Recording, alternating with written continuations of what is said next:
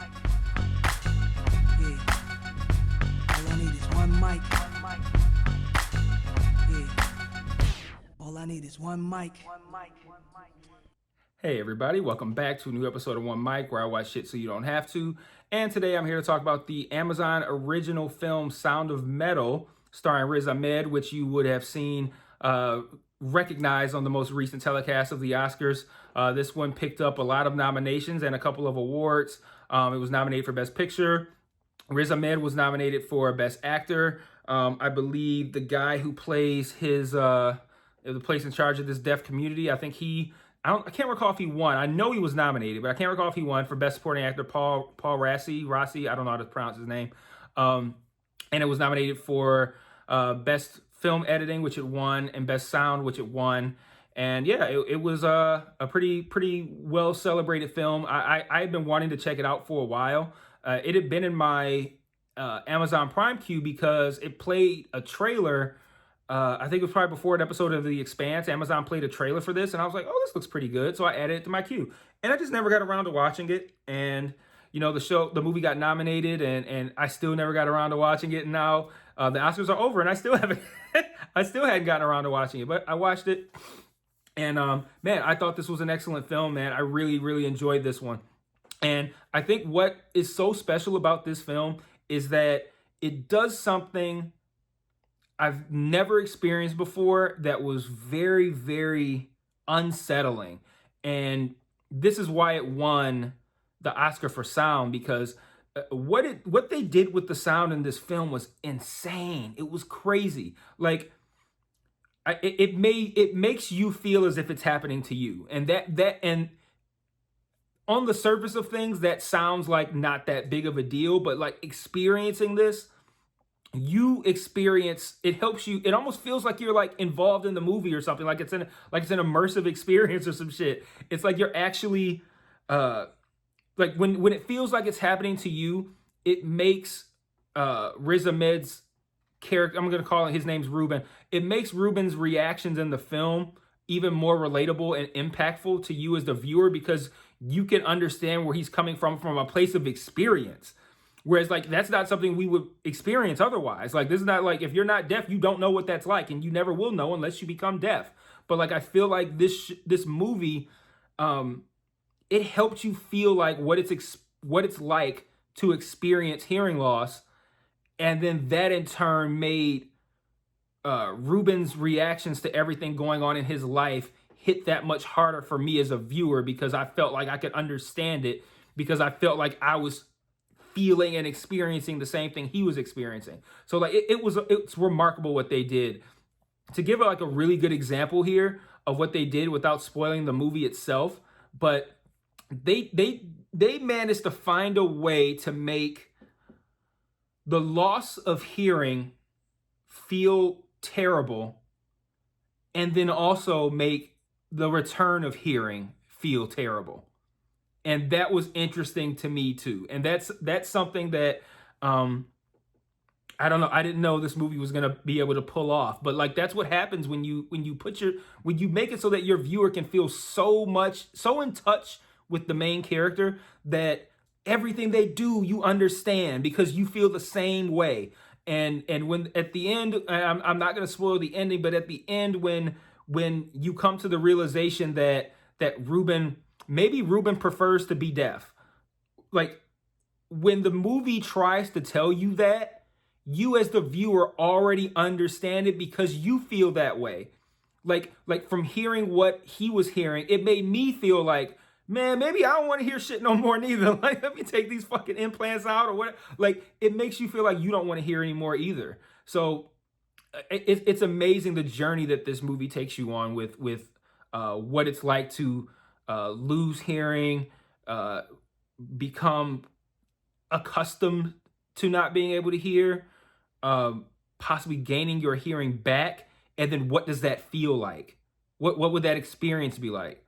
And that was something that was an incredible journey to go on. So shout out to this movie for that, because right before this, I recorded a video about the latest episode of Mayor of Easttown on HBO, and Mayor of Easttown is excellent, but it is still following a very overused formula that HBO has done a lot lately. And I always dock points for a lack of originality to a point where the lack of originality takes me out of the moment and makes me go, hey, I know this from something. Like in a bad way. Not I know this from something like, oh, I hear a song and it's like, oh, I know this song. No, but I mean like when a show does something where you're like, I've already seen this. And then that removes you from that immersive experience. This film did the exact opposite. You're not going to see or feel or experience anything else like this anywhere. And I add on points, lots of points, for a unique experience and a unique story. And this movie did it. And I haven't seen all the nominees yet, but uh, I give massive bonus points for pulling off something like this. And it's shocking to me that like Nomadland must be fucking goddamn amazing, because like I can't imagine how it could have done something better than this, just because of, again, for just on originality alone, and the idea of almost making what was like an immersive film experience from my home, like watching it on television, like is insane. It's insane. Make sure you have a good sound system for this movie, by the way, too, because like again, it adds to the experience, and the fact that it makes you feel it's torturous for Ruben at times. And when it's torturous for Ruben, it's torturous for me. Like I'm sitting here like, oh my God, I wish I could just cut this shit off right now. Not the movie, but the sound. Like I wish I could like turn it down or turn it off or change it or something. And like, that's so crazy to me. And this movie really, really did that. But the other thing that I really want to talk about here is Riz Ahmed's performance. Remarkable. It's remarkable because he does a job of like encompassing so many different things that can be going on with a person at one time. So like immediately upon seeing him, without him having said a word or done anything, you can look at him and you can almost tell just from his face, from his body language, that this guy is a drug user or was a drug user, an addict. Like you could tell already. So without him even saying anything, he's giving you addict vibes from the opening scene, the very first moment you see him. And then think about this. Think about the idea of you've been an addict and say you've been clean for a couple of years. And of course that time is going to be torturous, because you're going to be worried about, trying not to find triggers, things that are going to push you to going back into drug use. It's probably a constant, it's a never ending fight, I'm assuming, a never ending fight to not go back and to not use that one time, whatever the thing is that you're addicted to not use that one time, because if you use it that one time, you're going to fall off. And that constant struggle of keeping that in the back of your mind. So you're always going to be, to some degree, a tortured soul if you're a recovering addict. It's just is what I don't know if there's enough amount of time that can pass where now you are just normal. And no one's ever going to put you in a position, or you're never going to see anything that's going to trigger a thought to use again. So like you have that constant grappling, right? Now throw on the fact that you're losing your hearing, and throw on the fact that you just so happen to be a musician who is in love with music. And the movie does a great job of showing us that at the beginning too, that he's not just a drummer in a band. He loves music, and it invigorates him. And to now not only have to deal with the loss of hearing, but how that impacts not just your ability to play music, but your ability to consume music. Like it doesn't take it away, but it changes it dramatically. And for someone who's always teetering on the edge like Ruben is, which again, Riz does an amazing job of this, like portraying this guy who is like always teetering on the edge. Like I gotta make sure I'm not using again. I gotta make sure, just constantly focused on the music, probably because it's a good distraction away from making sure he doesn't use anymore, and for his girl as well. And then now to throw in the hearing thing, and to throw on the fact that he's not going to be able to consume music the same way. Then throw on the fact that his girl, he might not be able to see her anymore, not in a we've broken up way, but he just has to be away from her. Like it's like all these things that you have to pile onto a guy who is already on the brink. And Riz does such a great job of showing that tortured soul of like, I'm already dealing with too much. I'm so close to the edge, and now you're piling all this extra shit on me, and I don't know how much more I can take.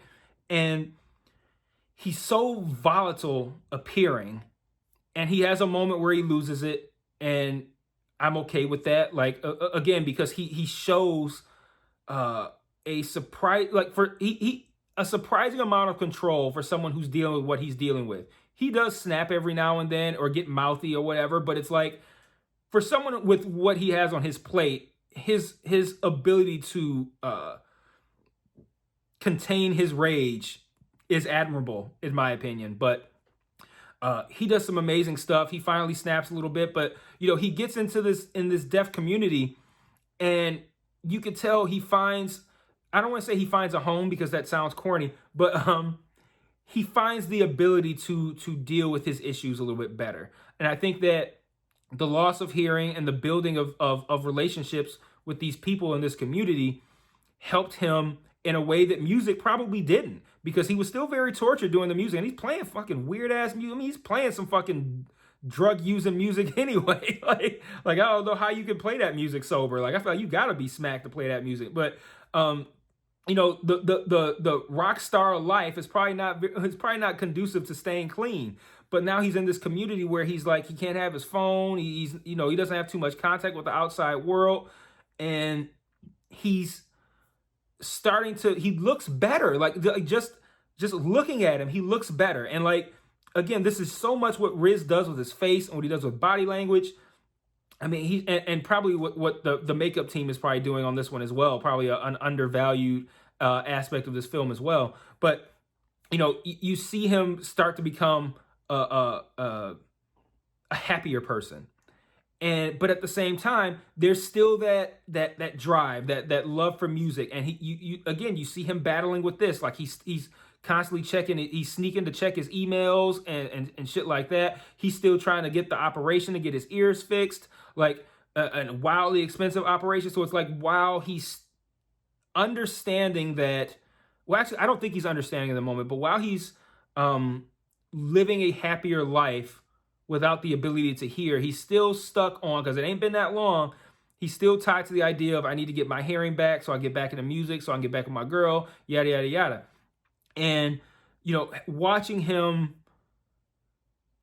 when he's at his most, I guess, relaxed, seeing him being happy, but then also seeing him trying to get back to the old life, because, I mean, that's the old life. Say let's say you're 35 years old and you spent 34 years being able to hear and loving music, and you spend the last year deaf, and like, yes, it's like, I'm building great relationships with these people. I'm becoming more comfortable as a deaf person, but you still spent 34 years with music and hearing. You're still going to be inclined to try to go back to that and to bring that back. It's more like him making the best of what he deemed to be a temporary time period where he wouldn't be able to hear. Like that, and I think that's the perspective he had. Like, I'm gonna make the best of this little bit of time because I don't have a choice, so I'm just gonna do this.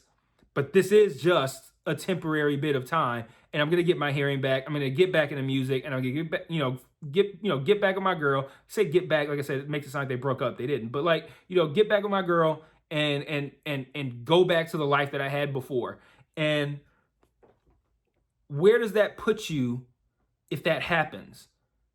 And I think that's something that most things don't really think about. When I say things, I mean like any form of art that might discuss something like this. I don't think they think about what would it be like if you could get this back, if you could go back to that life. How would things be for you, and what would that experience be like? And this film spends some time there, and I think it's an incredibly rewarding amount of time. And I think it's a great way to close out the movie, to show what this is like if you do get what you thought you wanted. And that's such a, and my wife called it, actually. She said something to the effect of, well, I'm not going to spoil the movie, but she called a portion of the ending, and it was a very intense in a very subdued way of an ending. Like it was, man, it's really hard to describe. It was an intense moment, the ending of the film, and then it becomes very subdued, and it becomes very reflective, and reflective for Ruben and reflective for us as the viewer on where Ruben has landed emotionally and why he's there. And I've been reflecting on it since I've watched it. And the more I think about it, the more I respect what this movie was trying to do and what Riz Ahmed was doing with his performance. So yeah, I say on this channel, the whole purpose of this channel is for you to watch these videos and go, to go to the channel and see, like, I'm trying to find something to watch. What is Mike like that he thinks I should watch? What is he not like? I've brought in ringing endorsements for Schitt's Creek, for Ted Lasso. Gomorrah is my #1 ringing endorsement. This is another one. I think Sound of Metal is an experience that I think everyone should have. It's like I said, it's almost like it's like an immersive ride. Like, hey, you want to know what it's like to lose your hearing? This is what it is. And of course, again, I don't know, and hopefully I never will know if that's true, if that's really what it's like. But even if it's not, it doesn't matter, because this made me feel what Ruben was feeling. It made me hear or not hear what Ruben was hearing or not hearing. And that thus made me be better able to understand who he was and why he did what he did, and where his emotion would come from, how that would tie. Like, everything makes more sense when you experience what your protagonist has experienced or is experiencing, which is something that can never really be pulled off in a movie, at least not for every viewer. If you make a movie about something tragic, there will be a subset of people who experience that same thing who will be able to go, oh, I know what that's like, or that's accurate, that's not accurate. But this is something where every single person who watches this will experience what Ruben is experiencing. And I think that's a very unique aspect of a film. So, and it was remarkable in pretty much every single way. So I am disappointed that it didn't win Best Picture now at this point, because I'm like, well, if Nomadland was better than this, like, okay, wow, but I doubt it, because I highly doubt Nomadland feels like a fucking Universal Studios 3D ride through hearing loss. But yeah, it's some next level shit. So really enjoy this one. So 2 massive thumbs up on this one. I think you owe it to yourselves to check this one out. So that's it for now, and I'll see you guys next time. Peace.